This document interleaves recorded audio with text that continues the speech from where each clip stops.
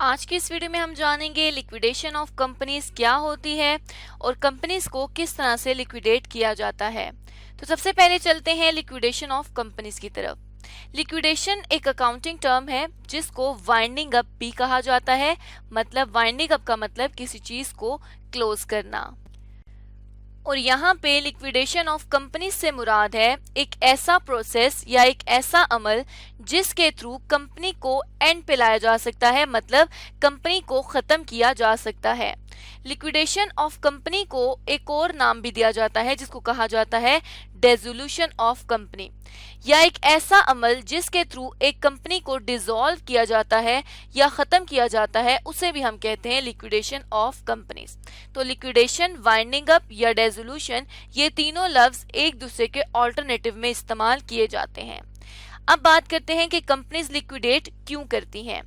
Companies इसलिए liquidate करती हैं ताकि या तो उनके अपने म्यूचुअल एग्रीमेंट की वजह से वो लिक्विडेट करती हैं, उनके आपस का एक म्यूचुअल एक बाहमी मुआहदा होता है, तमाम जो स्टेक होल्डर्स हैं, जो लोग कनेक्टेड हैं कंपनी के साथ, उनके दरमियान में, तो तब वो कंपनी खुद को लिक्विडेट कर देती है। या फिर जब कंपनीज बहुत ज्यादा लॉसेस बियर कर रही होती हैं कंटिन्यूस, तो तब कंपनी लिक्विडेशन या डिसोल्यूशन की तरफ जाती हैं।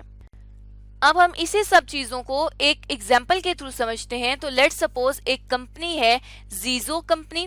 जीजो कंपनी को हम एज्यूम करते हैं कि 5 साल से बहुत ज्यादा लॉसेस हो रहे हैं। अब अगर इस कंपनी को बहुत ज्यादा लॉसेस हो रहे हैं तो ये चाहती है कि ये लिक्विडेशन कर ले। मतलब 5 साल कंटिन्यूस नुकसान होने की वजह से अब कंपनी चाहती है कि वो खुद को लिक्विडेट कर ले। तो अब लिक्विडेट वो किस तरह से करेगी, किस तरह से लिक्विडेशन को परफॉर्म करेगी? उसके लिए कंपनीज एक्ट 2017 में एक प्रोसेस बताया गया है लिक्विडेशन से मुतल्लिक। हम जानते हैं कि वो प्रोसेस क्या है। इस प्रोसेस में क्या होता है कि सबसे पहले जो पहला स्टेप परफॉर्म किया जाता है वो ये है कि एसेट को देखा जाता है कि एसेट कितने हैं और एसेट को सेल कर दिया जाता है। यहाँ पे हम एज्यूम कर लेते हैं कि जीजो कंपनी के एसेट्स हैं 1.5 मिलियन रुपीस के। इसी तरह से जब एसेट सेल हो जाएंगे तो उनसे आने वाले पैसे से जो लाइबिलिटीज हैं, जो डेट्स हैं, उनको पे कर दिया जाएगा। अब हम एज्यूम कर लेते हैं कि जीजो कंपनी के जो डेट्स हैं वो हैं 1.2 मिलियन। अब यहाँ पे हम देख सकते हैं कि जो एसेट्स हैं वो ज्यादा हैं जबकि जो डेट्स हैं वो कम हैं। तो कितने पैसे बच जाएंगे? ₹300,000 बच जाएंगे कंपनी के पास। अब फिर तीसरे स्टेप में कंपनी क्या करेगी कि ये जो सरप्लस बच गया है इसको डिस्ट्रीब्यूट कर देगी मेंबर्स के दरमियान, शेयर होल्डर्स के दरमियान। इन 3 लाख रुपए को डिस्ट्रीब्यूट कर देगी। तो पहले स्टेप में एसेट सेल किए, उससे आने वाले पैसों से लायबिलिटी पे कर दी, और जो बाकी के पैसे बच जाएंगे उनको डिस्ट्रीब्यूट जब कर दिया, तो 4th स्टेप अगर हम देखें तो उस पर जो बिजनेस है वो क्लोज डाउन हो जाएगा, बिजनेस खत्म हो जाएगा। तो ये प्रोसेस था लिक्विडेशन का जिसके थ्रू कोई भी कंपनी खुद को लिक्विडेट या डिसॉल्व कर सकती है। अब हम ये देखें कि इस लिक्विडेशन को परफॉर्म कौन करता है। इस लिक्विडेशन के लिए कौन सा जो ऑफिसर है वो इस लिक्विडेशन को परफॉर्म करेगा? क्या डायरेक्टर्स खुद करेंगे, शेयर होल्डर्स करेंगे, स्टेक होल्डर्स करेंगे, कौन करेगा? तो यहाँ पर क्या होगा कि एक स्पेशल ऑफिसर को अपॉइंट किया जाएगा जिसने लिक्विडेशन करनी है। उस ऑफिसर को कहेंगे हम कि ये लिक्विडेटर है। अब अगर हम जाने कि लिक्विडेटर कौन है तो हम लिक्विडेटर को किस तरह से डिफाइन कर सकते हैं कि एक ऐसा ऑफिसर जिसको इसलिए अपॉइंट किया गया है ताकि वो कंपनी के तमाम एसेट्स को कलेक्ट करे और उन एसेट्स को सेटल करे, उन एसेट्स के थ्रू क्लेम्स को सेटल्स करे, लायबिलिटीज को क्लियर करे। तो ऐसा पर्सन जिसने एसेट्स जमा करके लायबिलिटीज को पे करना है, उस ऑफिसर को हम कहेंगे कि ये लिक्विडेटर है। और इस लिक्विडेटर को स्पेशल सिर्फ और सिर्फ लिक्विडेशन के टाइम पर अपॉइंट किया जाएगा। उससे पहले कंपनी कभी भी लिक्विडेटर को अपॉइंट नहीं करेगी। तो अब हमने ये भी जान लिया कि लिक्विडेशन के लिए एक स्पेशल ऑफिसर को अपॉइंट किया जाएगा। अब हम देखते हैं कि लिक्विडेशन को किस किस तरीके से पूरा किया जा सकता है या किस किस तरीके से कंपनी को वाइंड अप किया जा सकता है। तो यहाँ पर हमारे पास मोड्स ऑफ वाइंडिंग अप हैं, जिनमें जो पहला मोड है वो है बाय द कोर्ट। कोर्ट के थ्रू उसके अदालत के थ्रू वाइंडिंग अप की जा सकती है। दूसरा आता है वॉलंटरली वाइंडिंग अप, मतलब कंपनी अपनी मर्जी से भी वाइंडिंग अप कर सकती है, अपनी कंपनी को खत्म कर सकती है। और तीसरा आ जाएगा subject to supervision of court, मतलब कोर्ट की निगरानी में या अदालत की निगरानी में भी कंपनी अपने आप को खत्म कर सकती है। तो अब हम इन तीनों मोड्स को वन बाय वन डिस्कस करते हैं। तो सबसे पहला जो मोड है वो है बाय द कोर्ट, अदालत के थ्रू किस तरह से करना है। तो सबसे पहले कंपनी क्या करेगी कि एक स्पेशल रेजोल्यूशन पास करेगी। स्पेशल रेजोल्यूशन वो रेजोल्यूशन होती है जिसमें जो कंपनी के शेयर होल्डर्स हैं उनका 75% हिस्सा इस बात पर मुत्तफिक हो जाए कि कंपनी जो है वो डिसॉल्व होनी चाहिए। तो इस तरह की स्पेशल रेजोल्यूशन के थ्रू बाय कोर्ट जो है वो रेजोल्यूशन परफॉर्म की जाएगी या वाइंडिंग अप की जाएगी। उसके बाद क्या होगा कि अगर कोई कंपनी फेल हो जाती है स्टैट्यूटरी रिपोर्ट या स्टैट्यूटरी मीटिंग को हेल्ड करने में, तो तब कंपनी बाय कोर्ट जो है वो डिसॉल्व हो जाएगी। स्टैट्यूटरी मीटिंग क्या होती है कि जब कंपनी बनती है तो उसके बाद एक पहली मीटिंग को हेल्ड किया जाता है जिसे कहा जाता है कि ये स्टैट्यूटरी मीटिंग है।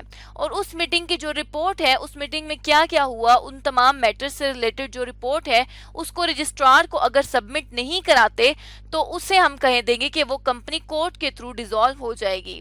तो ऐसी रिपोर्ट जिसमें कंपनी की स्टैट्यूटरी मीटिंग से रिलेटेड तमाम मैटर्स होंगे, उस रिपोर्ट को हम कहते हैं कि ये स्टैट्यूटरी रिपोर्ट है।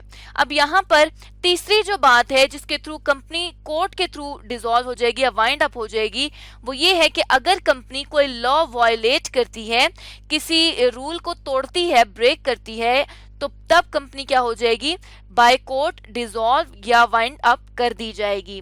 तो ये था पहला तरीकाकार। अब हम चलते हैं दूसरे मेथड की तरफ या दूसरे मोड की तरफ, जो कि है वॉलंटरीली वाइंडिंग अप। इसमें क्या होता है, वॉलंटरी वाइंडिंग अप में क्या होता है कि कंपनी अपनी मर्जी से खुद को खत्म कर सकती है।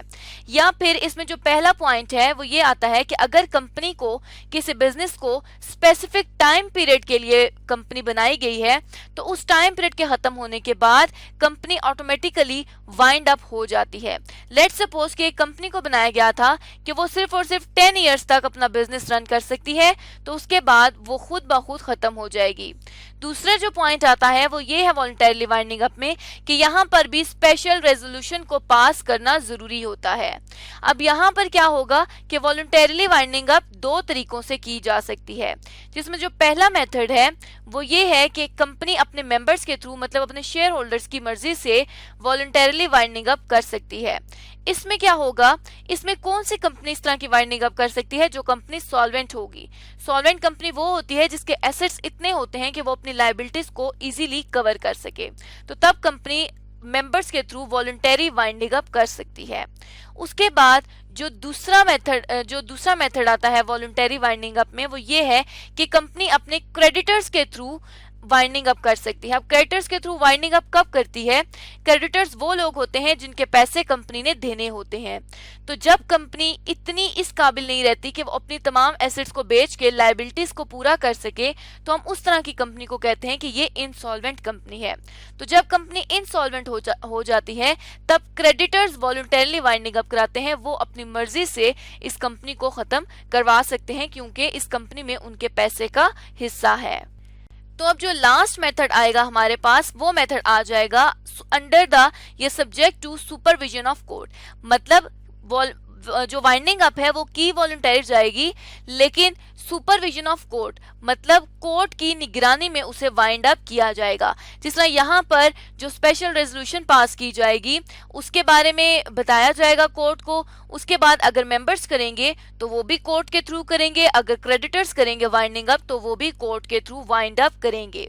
अब इस वाइंडिंग अप में क्या होगा कि जो लिक्विडेटर है जिसको अपॉइंट किया गया है कंपनी की लिक्विडेशन के प्रोसेस को परफॉर्म करने के लिए, वो एक स्टेटमेंट ऑफ अकाउंट्स बनाएगा जिसमें वो तमाम रिसीव्स जो उसने पैसे वसूल किए हैं और जो पेमेंट्स उसने की हैं, जो पैसे उसने अदा किए हैं, उनसे रिलेटेड एक रिकॉर्ड रखा जाएगा और वो रिकॉर्ड भी कोर्ट को सेंड कर दिया जाएगा।